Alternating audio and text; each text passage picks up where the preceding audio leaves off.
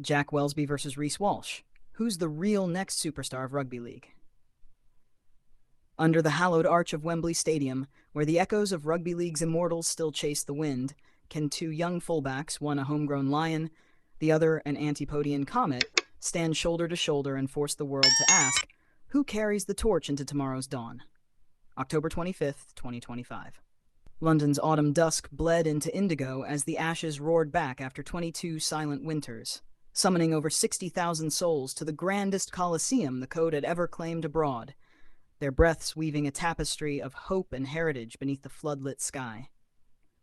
Reece Walsh, 23, Wiradjuri blood singing in his veins, stepped into the Kangaroos' emerald circle for the first time, eyes alight with grand final fire and the quiet weight of a debut that could redefine a lineage. Jack Welsby, 24, St. Helens son of the North, answered in England's defiant white, his gaze steady with the silk of Super League sorcery and the steel of a captaincy already tasted, Union Jacks fluttering like prayers against the gathering storm. The opening exchanges hummed like a violin string drawn taut, England's pack grinding like millstones on ancient grain, Australia's line bending yet never breaking, the crowd a living symphony rising and falling in waves that crashed against the rafters, the night poised for the first spark of destiny. Then the 21st minute. A loose English offload drifted like a misfired arrow. Walsh claimed it mid-stride, igniting a 65-meter lightning bolt that danced through despairing limbs, diving untouched in a flourish of pure velocity. Cleary's conversion whispered 6-0 and tilted the soul of the stadium toward inevitability. The Wembley roar fractured, English voices catching like thorns in raw throats, Australian pockets erupting into a tidal surge that rolled through the tears. Walsh rose, mud-flecked to point skyward in communion with ancestors, while across the turf Welsby watched, jaw set, already calculating the counterstroke. Welsby's reply came in the 35th, a darting break from deep, a shimmy that wrong-footed Munster, a 40-meter surge halted only by desperate cover. The ball recycled to Clark, who crashed over. The crowd's English half exploded in cathartic release, the scoreboard flickering to 8-6 at the break, a heartbeat of belief restored. The second stanza brought the crescendo. In the 70th minute, another errant pass hung in the balance. Walsh twisted midair to intercept, then carved 35 meters of audacious arc, evading flailing shadows to ground the ball. Cleary's boot swelled the lead to 26-0, the crowd's final exhale a collective surrender to a comet unveiled. But Welsby refused silence. In the 60th, as Australia pressed, he launched a horizontal dive to deny a certain try, body stretched like a bridge across the try-line, the roar inverting from green and gold ecstasy to white-clad defiance. His teammates swarmed in gratitude's circle, the moment a vow that superstars defend as fiercely as they dazzle. That duel of desperation, Walsh's save, Welsby's denial, left both fullbacks slumped in the turf's cold kiss, eyes locking across the divide in mutual respect. The stadium hushed for a breath, sensing two futures colliding in the present. The whistle sealed 26-6, Clark's late try a solitary ember in the gathering dark.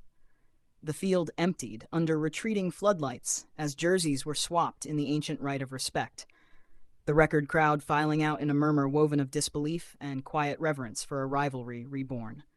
In the digital dawn, the duel blazed across horizons. Walsh's 65-meter bolt, Welsby's 40-meter surge, their mirrored saves looping in eternal replay, amassing 50 million views by sunrise. Hashtags Walsh vs. Welsby and fullback future trended from Manchester fog to Moreton Bay mangroves. Headlines bloomed like dawn lilies, the Guardian's elegy for England's brave stand, the Courier Mail's anthem to the duel that defined an era. It threaded itself into Ash's scripture, Slater versus Field, Lockyer versus Sculthorpe. Yet this canvas stood luminous, a new verse painted in attack, opportunism, and sacrifice. Culturally, it resonated like twin didgeridoos across oceans. Walsh's indigenous lineage a beacon in the green and gold. Welsby's northern grit a lantern for England's working-class heart, inspiring children in remote communities and council estates alike to lace their boots and dream. Fan echoes wove the aftermath's richest tapestry, English grandmothers humming Sweet Caroline through tears, Australian barbecues crackling with toasts to our Reece, their Jack. The match's ripples seeded academies where youth mimicked the swerve. a quiet rebellion of hope against the scoreboard's decree. What does this duel unveil of the human soul's hidden architecture?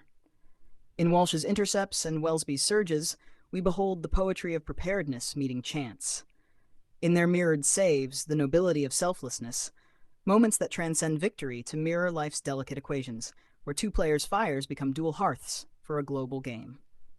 It speaks to sportsmanship's unspoken covenant, Australia's dominance delivered with bowed heads post-whistle, England's pursuit unbroken in graceful fall. A tableau reminding us that rivalry's deepest beauty lies in the mutual forge, where triumph tempers and defeat refines. Reflecting deeper, the clash illuminates legacy's patient loom, how Walsh, forged in Brisbane's crucible, channels ancestral rhythm, how Welsby, risen from St. Helens' rain-soaked fields, embodies northern resilience. It teaches that superstars are not rivals but reflections, each pushing the other toward heights unseen. In life's broader amphitheater, it whispers of redemption's quiet rhythm, England's nightmare not a grave but a greenhouse, where Welsby's defiance sprouts toward future dawns, Australia's surge a celebration of heritage's redemptive arc, Walsh turning individual scars into shared strength. Beneath the spectacle beats vulnerability's tender pulse, two young men navigating exile's loneliness, the weight of comparison, the jet lag haze and home soil pressure, their brilliance a testament that character, sculpted in unseen dawns, shines brightest when the lights burn hottest.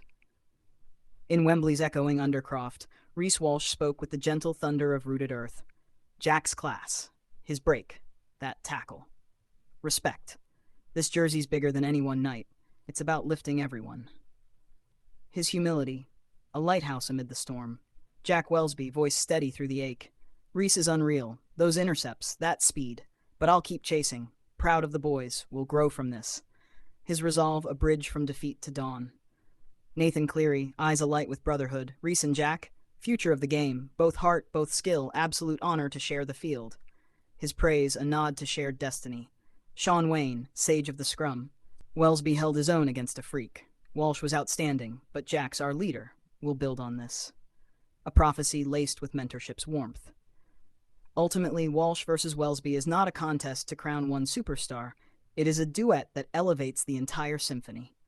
The 26-6 canvas, a masterpiece of moments that endure beyond Wembley's arches, whispering to every soul that in sport's eternal cinema, the real next superstar is the game itself, forever renewed by two young fullbacks daring to chase the same impossible light. Please like, share, and subscribe for more Sport Talk content.